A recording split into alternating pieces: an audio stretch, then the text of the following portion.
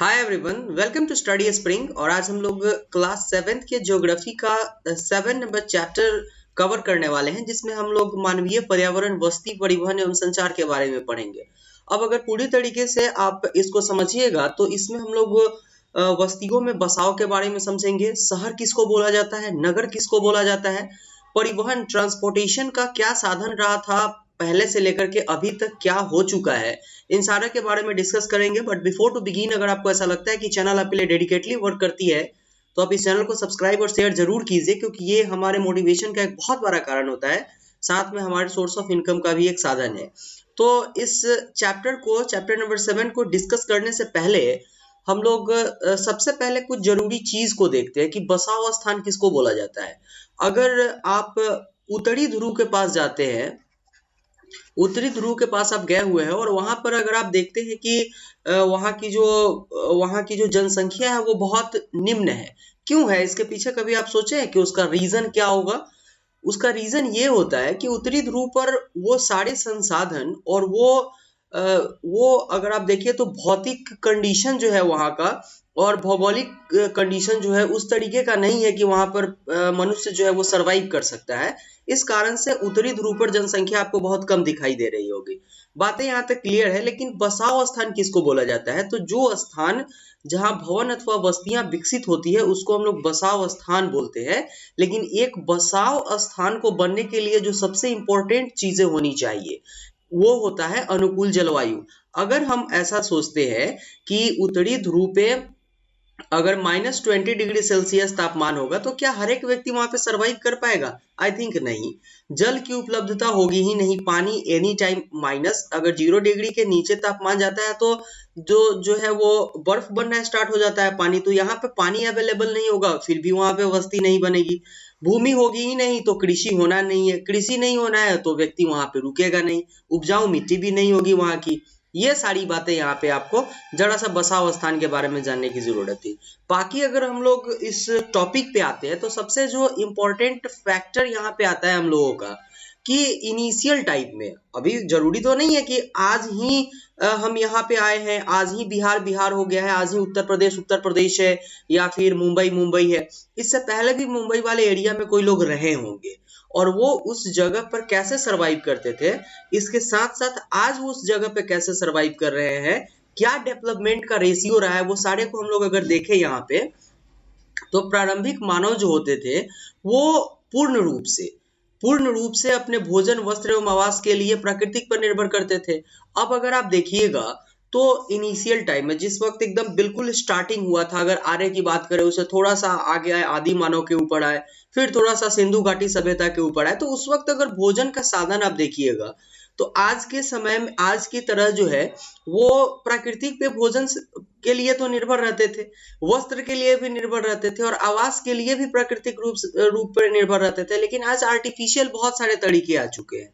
आज ऐसा भी तरीका आ गया हुआ है कि आप आसानी से आवास को जो है वो आर्टिफिशियल तरीके से बना सकते थे। उस वक्त बांस और फिर पुआल वगैरह के चीजों से घर बनाया जाता था, पत्थर के घर बनाए जाते थे, गुफाएं बनाई जाती थी। लेकिन आज वो कंडीशन नहीं है। आज इतना ज्यादा कौशल विकसित हो चुका है, इतने स्किल्स हैं और डेवलपमेंट का रेशियो इस जगह पे पहुंच गया है कि हर एक दिन कुछ नया नया इनोवेशन होते जा रहा है। तो व्यक्ति जो है वो हर एक डिपार्टमेंट में, मतलब हर एक एरिया में डेवलपमेंट किया, चाहे वो उत्पादन का मामला हो, यातायात का मामला हो या संचार का मामला हो, सारे जगहों में जो है वो इतना स्किल आया कि डेवलपमेंट बहुत ऊपर चला गया हुआ है आज बिहार के साथ साथ पूरे देश का और देश के साथ साथ पूरे राज्य का। तो ये चीज इंपॉर्टेंट है। राज्य के साथ साथ अगर आप देखें तो पूरे वर्ल्ड में जो डेवलपमेंट है वो अलग तरीके का हो चुका है। आज हम लोग 4G नेटवर्क यूज करते थे और एक समय था जब चिट्ठी को कबूतर के माध्यम से पहुंचाया जाता था। तो ये एक, आप इसको ऐसे बोल सकते हैं कि ये एक बेटरमेंट और एक डेवलपमेंट का बहुत बड़ा साइन आपके सामने में दिखाई दे रहा होगा। तो ये बातें हो गई क्लियर। अब थोड़ा सा अगर इसके ऊपर हम लोग आते हैं तो बस्तियां किसको बोला जाता है, ये भी इंपॉर्टेंट है। अगर बस्ती के ऊपर हम लोग डिस्कस करेंगे तो क्यों नहीं डिस्कस करेंगे, क्योंकि हमें, अगर आप यूपीएससी में अगर आप मेंस लिखने के लिए जा रहे हैं और आपको बेसिक बातें पता नहीं है तो आई थिंक आप इसको क्लियर नहीं कर पाएंगे। रीजन इसका ये होता है कि हम 6 to 12 तक के चीजों को तो पढ़ते नहीं है। पढ़ने के बाद हमें बस्ती में अंतर नहीं पता होता है, नगर में अंतर नहीं पता होता है, शहर में अंतर नहीं पता होता है, और इंटरव्यू में जब कुछ इस तरीके के क्वेश्चन पूछते हैं तो हम फ्लॉप होते हैं वहां पे। तो ये जो मैटर है ना, इसको अगर आपको कवर करना है और साथ में बेसिक क्वेश्चंस जहां से उठ करके आते हैं अगर उसको आपको क्लियर करना है तो एनसीईआरटी तो आपको पढ़ना पड़ेगा एट एनी कॉस्ट, आप जैसे पढ़ो। तो बस्ती के बारे में अगर हम लोग आते हैं यहाँ पे, तो बस्ती उस स्थान को बोलते हैं जहां पे लोग अपने घर बना करके रहते हैं, है ना। लेकिन यही बस्ती अलग अलग तरीके से शहर, गांव और फिर विभिन्न तरीकों में चेंज हो जाता है, जैसे कि इसका घनत्व बढ़ता जाता है। बातें हो गई यहाँ तक क्लियर। अगर बस्तियों का की विकास की बात करें तो सबसे पहले तो आपने ये चीज देखा कि एक जगह पे जनसंख्या को बढ़ने के लिए या फिर बसाव स्थान होने के लिए जो इम्पोर्टेंट चीज होना चाहिए वो कुछ इस तरीके का होना चाहिए, जिसमें अनुकूल जलवायु का होना बहुत ज्यादा इंपॉर्टेंट है। अगर क्लाइमेट उस तरीके का नहीं है तो सरवाइव नहीं कर पा रहे आप। अगर जल की उपलब्धता नहीं है तो आप वहां पे जिंदा नहीं रह सकते हो, सरवाइव नहीं कर सकते हो जिंदगी। भूमि नहीं है तो आपके फसल नहीं होंगे, और उपजाऊ मिट्टी नहीं होगी तो फिर कोई बात ही नहीं है यहाँ पे।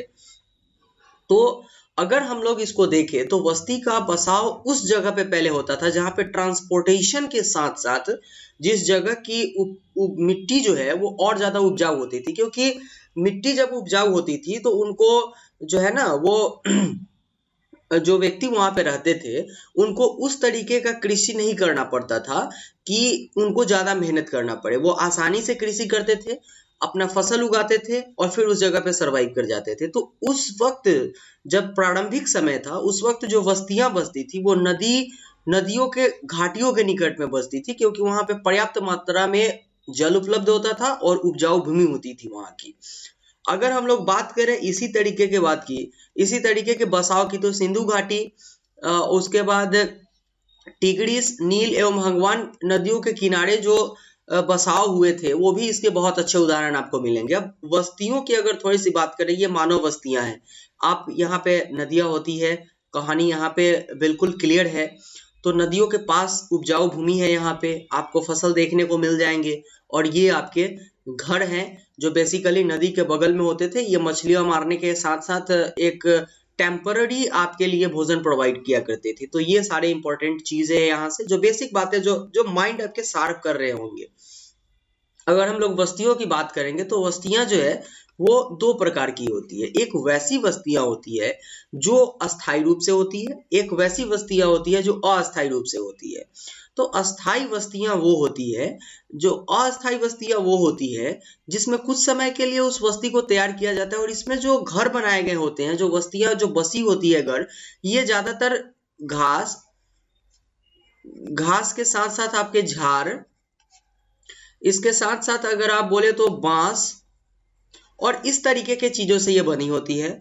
और ये जो बस्तियां होती है ये घने जंगल, गर्म एवं रेगिस्तान पर्वतों वाले निवासी आकर के यहाँ पर रहते हैं। जब गर्मी का समय यहाँ पे बढ़ता है या फिर ठंड का समय बढ़ता है तो इस वाले एरिया में, जिसको आप लोग बंजारे के रूप में जानते होइएगा, वो इस तरीके से आकर के, ये है तो मानव बस्ती ही, लेकिन जब पहाड़ पे बहुत ज्यादा टेम्परेचर बढ़ता है उस वक्त भी यहाँ आते हैं, और पहाड़ पे जब टेम्परेचर बहुत ज्यादा घटता है उस वक्त भी यहाँ आते हैं। तो ये अस्थायी बस्ती हो गई। लेकिन एक वैसी बस्ती जो परमानेंटली यहाँ पे होगी वो अस्थायी बस्ती कही जाएगी। तो अस्थायी बस्ती आने और जाने के पीछे का जो मेन रीजन होता है वो ऋतु प्रवास भी होता है, और ऋतु प्रवास के साथ साथ टेम्परेचर का प्रॉब्लम, समय जो वहाँ के मौसम है उस तरीके के प्रॉब्लम भी आते हैं। तो यहाँ पे जो बातें हो गई क्लियर हो गई, अस्थायी बस्तियां और अस्थायी बस्तियों में अंतर। अगर ऋतु प्रवास की बात करें तो लोगों के मौसम आगमन को ऋतु प्रवास कहते हैं। तो अगर ऐसा होता है कि एक मौसम है जैसे कि ग्रीष्म ऋतु, अगर ग्रीष्म ऋतु में कुछ इस तरीके की बातें आती हैं कि एक जगह पे टेम्परेचर बहुत ज्यादा गर्म हो जाता है, तो अगर राजस्थान के किसी पार्ट में टेम्परेचर गर्मी के दिनों में बहुत ज्यादा गर्म होगा तो वो राजस्थान से थोड़ा सा आगे वाले एरिया में जाकर के बसेंगे जहां पे टेम्परेचर कम होगा। तो इस तरीके के प्रवास को हम लोग ऋतु प्रवास बोलते हैं। यहाँ तक बातें हो गई क्लियर। अगर हम लोग देखें तो अगर यहाँ बस्तियों की बात की जाए तो बस्तियां जो होती है वो अलग अलग तरीके की होती है। एक तो अस्थाई हो गया, दूसरा अस्थाई हो गया। तो अस्थाई बस्तियों की अगर हम लोग बात करें तो इसको फिर से हम लोग ग्रामीण एवं शहरी में विभाजित कर सकते हैं, क्योंकि गांव की ग्रामीण बस्ती जहाँ पे लोग कृषि, मत्स्य, वानिकी एवं पशुपालन जैसे कार्यों में लगे रहते हैं, वो हो गया आपका ग्रामीण। ठीक है। और अगर ग्रामीण बस्ती में सघन बस्ती की बात करें हम लोग, तो कुछ इस तरीके की ये बस्ती दिखती है। और प्रकीर्ण बस्ती की बात करें तो गांव से दूर वाले एरिया में जो थोड़ा सा डिफिकल्ट क्लाइमेट होता है, जहाँ का इस तरीके का पहाड़ के पास से घिरा हुआ जगह, यहाँ पे बस्ती बसी हुई है, तो ये प्रकीर्ण बस्ती आपकी कही जाएगी। कुछ बेसिक बातें हैं जो मेंस में आपके काम आने वाले हैं, उसको हम लोग देखते हैं। बाकी अगर नगरीय बस्ती की हम लोग बात करेंगे, तो नगरीय बस्ती में होता क्या है एक्चुअली में कि यहाँ पे नगर छोटे एवं शहरी बस्तियों में विभाजित होते हैं। अगर नगरीय बस्ती की बात करें तो नगर में शहर भी आता है, और नगरीय बस्ती ये छोटी और बड़ी के रूप में विभाजित होता है। अगर बड़ा है तो शहर है, छोटा है तो नगरीय है। तो नगरीय लोगों में लोग निर्माण, व्यापार एवं क्षेत्र, ये सारे चीजों में वो लगे रहते हैं। गाँव वाले में आप लोगों ने देखा कि वो लोग कृषि में लगे हुए हैं, कृषि के साथ साथ पशुपालन में लगे हुए हैं और इस तरीके के कामों में लगे हुए हैं। लेकिन शहर में जो लोग होते हैं वो व्यापार में, निर्माण कार्य वगैरह में लगे हुए होते हैं। तो ग्रामीण बस्ती और नगरीय बस्ती में आप लोगों ने डिफरेंस क्लियर कर लिया। मेन जो बात आती है परिवहन की, तो ये बहुत इंटरेस्टिंग है, क्योंकि आप आर्य के समय में आप लोगों ने देखा था कि कैसे बिल्कुल लोग जो है वो पानी के ऊपर डिपेंड किया करते थे। जल उस वक्त परिवहन का बहुत बड़ा साधन था। उस तरीके से अगर आप देखिएगा तो थोड़ा सा और आगे आइएगा तो भी जल एक बहुत बड़ा परिवहन का साधन होता था, जब तक कि हम लोग डेवलपिंग सिचुएशन में नहीं आए थे। और उसके बाद थोड़ा सा ट्रांसपोर्टेशन में बैलगाड़ी का यूज होने लगा। फिर उसके बाद जो समय आया उसमें और तरीके से परिवहन को यूज किया जाने लगा। फिर एक समय आया जब रेलगाड़ी आई अंग्रेजों के समय में। आज इस तरीके के ट्रांसपोर्टेशन के साधन आपको मिलेंगे जो डिफरेंट तरीके के होंगे। आप जल से भी जा सकते हैं, आप रोड से भी जा सकते हैं, आप वायु से भी जा सकते हैं। तो ये सारे जो है वो अभी हमारे लिए परिवहन का साधन बन गया हुआ है। लेकिन अगर हम लोग देखें तो परिवहन किसको कहा जाता है, तो एक तो पहली बात है कि बेसिक चीज हम लोग क्लियर कर रहे हैं, तो परिवहन लोगों के सामान के आवागमन के साधन को बोला जाता है। अगर आप देखिएगा तो लोग और उसके साथ जो सामान होते हैं उसके आवागमन को हम लोग परिवहन बोलते हैं। केवल अगर ट्रेन से मालगाड़ी को ही हम लोग बोलेंगे कि ये परिवहन का साधन है, बिल्कुल नहीं। पैसेंजर ट्रेन भी परिवहन का साधन है, क्योंकि पैसेंजर ट्रेन लोग को लेकर के जाता है और मालगाड़ी सामान को लेकर के जाती है। तो लोग एवं सामान के आवागमन को हम लोग परिवहन बोलते हैं या फिर साधन बोलते हैं। यहाँ तक बात हो गई क्लियर। अब अगर हम लोग थोड़ा सा ऊपर आएंगे तो इनिशियल टाइम में जो प्रारंभिक समय था उस वक्त की अगर हम लोग बात करेंगे तो प्रारंभिक समय में गधे से, बैल से, ऊंट से, इस तरीके से जो है वो हमारे देश में परिवहन किया जाता था। लेकिन आज की अगर आप बात कीजिएगा तो आज अलग अलग तरीके से परिवहन को यूज किया जाता है। और आज भी इसका कुछ साधन आपको, आज भी इस तरीके के कुछ ट्रांसपोर्टेशन के साधन आपको देखने को मिलेंगे। जैसे अगर आप दक्षिण अफ्रीका में जाइएगा, उसके एंडीज पर्वत के पास, तो लामा एक तरीके के भैंस के आकार का होता है। ये बहुत बड़े बड़े इसके बाल होते हैं, उससे आज भी यहाँ पे ट्रांसपोर्टेशन होता है। अगर तिब्बत की बात करें तो यहाँ पे आज भी याक का यूज किया जाता है सामान को इधर से उधर पहुंचाने के लिए। और अगर आप एक चीज देखिए कि अगर आज इन चीजों पे हम डिपेंड नहीं रहते तो आईटीबीपी आज भी एनिमल ट्रांसपोर्टर का एक फॉर्म निकालती है, जिसमें जो आपको बता दें कि जो ट्रांसपोर्टेशन होता है कहीं कहीं पर, वहां पे इन्हीं के थ्रू जो है ट्रांसपोर्टेशन कराया जाता है। और इसके साथ साथ जो बाहर से आने वाले, जो जैसे बॉर्डर लाइन एरिया से जो आने वाले पशु होते हैं, उनको भी कंट्रोल करने का काम इनका होता है। तो आज भी हम इस पे डिपेंडेंट है। ऐसा आप नहीं बोल सकते हैं कि अब कुछ ऐसे क्रिटिकल जगह होते हैं जहाँ पे आप जो है वो रेलगाड़ी को लेकर नहीं जा सकते हैं, गाड़ियों को लेकर के नहीं जा सकते हैं। जैसे सियाचिन का बॉर्डर आप देख लीजिए, यहाँ पे तो ऐसा समय आता है जब हेलीकॉप्टर भी नहीं उतर पाता है। तो यहाँ पे हम लोग आज भी इन सारे चीजों का यूज करते हैं जो नेचुरल रूप का होता है। अगर परिवहन की बात करें हम लोग, तो परिवहन को हम लोग मुख्यतः 4 साधनों में बांट सकते हैं। पहला सड़क मार्ग है, जो रोज आप देखते हैं, दूसरा रेल मार्ग है, तीसरा जल मार्ग है, चौथा वायु मार्ग है। इसमें सबसे एक्सपेंसिव जो है वो वायु मार्ग है, क्योंकि इसके जो प्रणोदक होते हैं, इसके जो फ्यूल होते हैं वो बहुत महंगे होते हैं, लेकिन महंगे महंगे होने के साथ साथ ये सबसे जल्दी ट्रांसपोर्टेशन का बहुत बड़ा साधन होता है। अगर हम लोग सड़क मार्ग की बात करें तो एक स्वर्ण चतुर्भुज महामार्ग दिल्ली, मुंबई, चेन्नई और कोलकाता को जोड़ती है, जो भारत में कुछ इस तरीके से बनते हुए जाती है, इस तरीके से। तो ये काफी इंपॉर्टेंट है स्वर्णिम चतुर्भुज योजना। जो इससे जो डायरेक्ट क्वेश्चन आते हैं वो कुछ इस तरीके से आते हैं कि स्वर्णिम चतुर्भुज योजना किन किन राज्यों और केंद्र शासित प्रदेशों से होकर के गुजरती है। तो इसका जो राइट आंसर आपका हो जाएगा वो दिल्ली, मुंबई, चेन्नई और कोलकाता, इनको लेकर के जोड़ती है। और ये अगर एक्चुअली में आप देखिएगा तो ये पूरे तरीके से जो है वो उत्तर से लेकर के दक्षिण, पूरब, पश्चिम सारे को कवर करते हुए चलती है। ठीक है, तो इस तरीके से, कुछ इस तरीके से तो ये स्वर्णिम चतुर्भुज योजना आपकी है। यहां तक बातें हो गई हमारी क्लियर। अब अगर हम लोग सड़क मार्ग की बात करेंगे तो कम दूरी के समय में अगर आप देखिएगा, आपको बिहार से, एक्चुअली में मैं बिहार का एग्जांपल इसलिए देता हूँ क्योंकि मैं बिलोंग ही बिहार से करता हूँ। तो बिहार से अगर हमको मुंबई जाना हो तो यहाँ के लिए हम ट्रेन का यूज करते हैं, सड़क मार्ग का नहीं। क्यों? क्योंकि कम दूरी का जगह नहीं है, ये बहुत दूरी है। अगर बिहार से हम दिल्ली की बात करें तो इसके लिए हम ट्रेन का यूज करते हैं, न कि हम सड़क मार्ग का। बहुत रेयर एंड रेयर केस में दिल्ली जाने के लिए हम सड़क मार्ग का यूज करते हैं, क्योंकि 1000 किलोमीटर तक की दूरी है यहाँ से। तो इस कारण से अगर आप देखिएगा तो ये जो बातें हैं यहाँ पे वो आपके हो जाती है कि जब कम दूरी वाले जगह पे हमको जाना होता है तो हम उस जगह पे सड़क मार्ग का यूज करते हैं। और सड़कें जो हो सकती है वो पक्की और कच्ची दोनों हो सकती है। तो कच्ची सड़कें उसको बोला जाता है जो इस तरीके के रोड होते हैं जिसमें केवल ईंटे का सरिया दिया हुआ होता है, ईंटे को कच्चे रोड के रूप में बिछाया जाता है। और पक्की सड़क आजकल ढलाई के रूप में, और जो फाइनली जो रोड आपके यहाँ 4 लेन बनाए जाते हैं उस तरीके में आपको देखने को मिलेंगी। और अगर हम लोग बात करें अगर ये सड़क मार्ग की और इससे रिलेटेड जो इम्पोर्टेंट फैक्ट्स की, तो यहाँ पे ये आता है कि हिमालय पर्वत पर मनाली लेह मार्ग विश्व की सबसे ऊंचे सड़कों में से एक है, और भूमिगत सड़कों को भूमिगत मार्ग कहते हैं।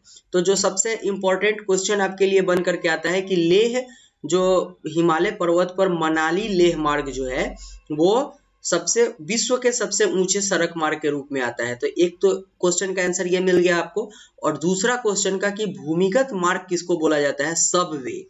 अगर कभी कभी आपसे एग्जाम में क्वेश्चन पूछा जाता है सबवे क्या होता है, तो इसको आप देख लीजिए, इसको भूमिगत मार्ग बोला जाता है। और भूमिगत सड़कों को ही सबवे कहा जाता है। फ्लाईओवर थोड़ा सा इसके ऊपर होता है, जो जमीन से ऊपर होता है। यहाँ तक की बातें क्लियर है। अब हम लोग आएंगे रेल मार्ग के ऊपर, यह भी इंपॉर्टेंट है। तो जैनिंग से लहासा के बीच चलने वाली रेलगाड़ी जो है, ये समुद्र से 4000 मीटर की ऊंचाई पे चलती है, जिसका सबसे ऊंचा बिंदु समुद्र तल से 5072 मीटर पे है। कुछ इस तरीके से आपको दिखाई दे रहा होगा। ये जो है जैनिंग से लहासा के बीच की दूरी, लहासा के बीच में चलने वाली रेलगाड़ी है।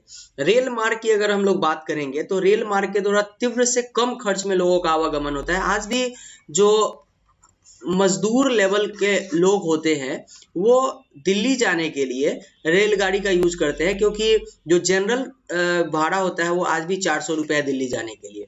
अप्रोक्स 300 to 400 रुपीज है यहाँ पे। तो ये जो रेल मार्ग होता है वो तीव्रता से, मतलब आज सुबह आप 5 बजे चलते हैं तो कल सुबह आप 1000 किलोमीटर की दूरी तय कर लोगे अप्रोक्स आप 7 बजे तक। तो तीव्रता से तो आप पहुंचे ही, और साथ में अगर आप देखिएगा तो जो है वो इसके जो भाड़ा होता है ना, इसका जो फेयर प्राइस है वो भी बहुत कम है। तो इस कारण से जो है वो रेल मार्ग का यूज किया जाता है। रेल मार्ग बहुत तरीके के हो सकते हैं। एक जनरल जो होता है तरीका, एक जनरल बोगी होता है, एक सुपर फास्ट रेलगाड़ियां होती है। तो ये सब तो आप जानते ही हैं, इसमें बहुत ज्यादा टाइम लेने की कोई खासा जरूरत है नहीं। अगर ट्रांस साइबेरियन रेल मार्ग की बात हम लोग करें, जो VVI है, यहाँ से एक्चुअली में बहुत ज्यादा क्वेश्चंस आते हैं। तो ये ट्रांस साइबेरियन रेल मार्ग विश्व में सबसे लंबा रेल मार्ग है और ये व्लादिवोस्टॉक की जो बात आप लोग करते हैं, यहाँ पे नरेंद्र मोदी व्लादिवोस्टॉक में गए हुए थे और ये बहुत बार इसीलिए ट्रेंड पे रहता है कि ट्रांस साइबेरियन रेल मार्ग कहाँ से कहाँ तक के बीच में चलती है, तो इसी कारण से ये इंपॉर्टेंट रहता है। व्लादिवोस्टॉक ऑलरेडी इंपॉर्टेंट, ये आपके न्यूज़पेपर में चल रहे होते हैं और ज्योग्राफी से क्वेश्चन डालने होते हैं, इसलिए आपसे कभी कभी व्लादिवोस्टॉक जो इंपॉर्टेंट है, व्लादिवोस्टॉक वहां से आपसे क्वेश्चन पूछ लेता है। तो ट्रांस साइबेरियन रेल मार्ग जो है वो पश्चिमी रूस में सेंट पीटर्सबर्ग से प्रशांत महासागरीय तट पर स्थित व्लादिवोस्टॉक तक चलता है। ठीक है, ये विश्व का सबसे लंबा रेल मार्ग है। यहाँ तक बातें क्लियर हो गई। अब अगर हम लोग देखें जलमार्ग की बात, तो जलमार्ग भी बहुत इंपॉर्टेंट है। ये सबसे प्रारंभिक अगर आप देखें तो यही ट्रांसपोर्टेशन का साधन हुआ करता था। तो अधिक दूरी एवं भारी एवं बड़े आकार वाले सामान को ढोने के लिए सबसे सस्ता साधन जो होता है वो जलमार्ग होता है। कहीं कहीं पे आप देखिएगा कि जो तेल का आवागमन होता है वो आप देखिएगा कि जहाज से होता है। क्यों होता है? क्योंकि ये बहुत बड़े होते हैं, साथ में बहुत दूसरे देशों से आते हैं, ये ईरान से आते हैं, अफगानिस्तान से आते हैं, इस तरीके के देशों से जब आते हैं तो बीच का जो समुद्र पड़ता है यहाँ पे अगर ट्रेन तो चलती नहीं है, एरोप्लेन से इतने भारी मात्रा में जो है बैरल में तेल आ नहीं सकते हैं, तो इसको लाने के लिए जलमार्ग का यूज किया जाता है और ये भारी सामानों को लाने के लिए सबसे सस्ता रिसोर्सेज है। और इसके जो प्रकार होते हैं वो अंतर्देशीय जलमार्ग और समुद्र मार्ग ये होता है, ये अपने देश में चलता है, और ये विदेशों के साथ चलने वाले जो रेल मार्ग जो आपसे बता दें अंतर्देशीय जलमार्ग होता है ये वो होता है। बाकी अगर हम लोग देखें और इसके ऊपर वायु मार्ग पे, तो ये सबसे एक्सपेंसिव है। 20वीं सदी के आरंभ में जब ये परिवहन जो आया हुआ था, ये अगर आप देखिएगा 21वीं शताब्दी की बात करते हैं, अगर 21वीं शताब्दी की बात करें तो इनिशियल टाइम से जब ये एरोप्लेन का आविष्कार हुआ था उसके बाद से अगर हम लोग देखें तो आज जो 21वीं सदी चल रही है इसमें परिवहन का अगर सबसे तीव्र साधन, सबसे तेज साधन अगर माने तो ये वायु मार्ग है। क्योंकि आपको अगर बिहार से दिल्ली जाना है 2 घंटे में आप पहुंच सकते हैं, फेयर कॉस्ट चाहे जो भी हो, लेकिन ये सबसे महंगा इसलिए होता है क्योंकि आपको जल्दी तो पहुंचाता ही है, साथ में इसके जो फ्यूल होते हैं ये बहुत महंगे होते हैं। यहाँ तक की हो गई बातें क्लियर। अगर संचार की बात करें तो संचार किसको बोला जाता है? तो दूसरों के पास पहुंचने की प्रक्रिया ही संचार होती है। अगर कम्युनिकेशन की बात करें आप लोग, तो एक जो व्यक्ति है राम यहाँ पे बिहार में बैठा हुआ है और एक व्यक्ति जो श्याम है ये अगर आप देखें तो जापान में बैठा हुआ है, और ये यहाँ से यहाँ तक कम्युनिकेशन की बात करो तो केवल विद इन अ सेकेंड यहाँ कॉल लगती है। तो ये एक व्यक्ति को दूसरे व्यक्ति तक पहुंचने का एक साधन है, सूचना पहुंचाने का एक साधन है। तो इसमें जो संचार का काम कर रहा है वो सेल्यूलर फोन कर रहा है। ठीक है, तो इस जगह पे अगर आप देखिएगा तो मोबाइल फोन जो है वो संचार का साधन बन जाता है। ठीक उसी तरीके से संचार के बहुत सारे तरीके हो सकते हैं जिसमें रेडियो, टेलीविजन वगैरह सारे आते हैं। तो संचार के क्षेत्र के विकास में विश्व में सूचना क्रांति आई है। आज आप देखिएगा आप 4G नेटवर्क यूज करते हैं। एक समय था जब 1G नेटवर्क यूज होता था, 2G नेटवर्क यूज होता था, कभी इंटरनेट भारत में था ही नहीं। ये उस समय की बात है। आज आप 4G यूज करते हैं, कुछ समय में हम लोग 5G यूज करने वाले हैं रिलायंस जियो के तरफ से। तो ये सारी बातें अगर आप लोग देखिएगा तो इसका एक सबसे बड़ा जो इम्पैक्ट पड़ा है समाज के ऊपर वो ये पड़ा है कि इससे जनसंपर्क का जो माध्यम हो पाया है वो सबसे सरल हो पाया है। और जनसंपर्क जो है वो तब हो पाया जब समाचार पत्र, रेडियो एवं टेलीविजन का जगह जो है वो मोबाइल फोन और इंटरनेट ने ले लिया। तो ये आजकल जनसंपर्क के सबसे बड़े साधन के रूप में यूज किए जाते हैं। बात यहाँ तक क्लियर हो गई। इसमें बहुत ज्यादा चीजों को हम लोगों को डिस्कशन करना नहीं है। ये था आज हम लोगों ने इस टॉपिक को कवर कर लिया। ये अपना चैप्टर नंबर 7 था जिसमें मानवीय पर्यावरण, बस्तियां, परिवहन एवं संचार, इन सारी चीजों के बारे में जो बेसिक बातें थे उसको हम लोगों ने कवर किया। तो आज के वीडियो के लिए अपना 7th नंबर चैप्टर कंप्लीट हो चुका है। नेक्स्ट वीडियो में हम लोग 8th चैप्टर को कंप्लीट करने वाले हैं। लेकिन अगर आपको ऐसा लगता है कि चैनल आपके लिए डेडिकेटली वर्क करती है तो प्लीज चैनल को सब्सक्राइब और शेयर कीजिए, क्योंकि ये हमारे मोटिवेशन का एक बहुत बड़ा कारण बनता है, साथ में हमारे सोर्स ऑफ इनकम का भी एक बहुत बड़ा जरिया है। मिलते हैं नेक्स्ट वीडियो में, तब तक के लिए thank you and good bye.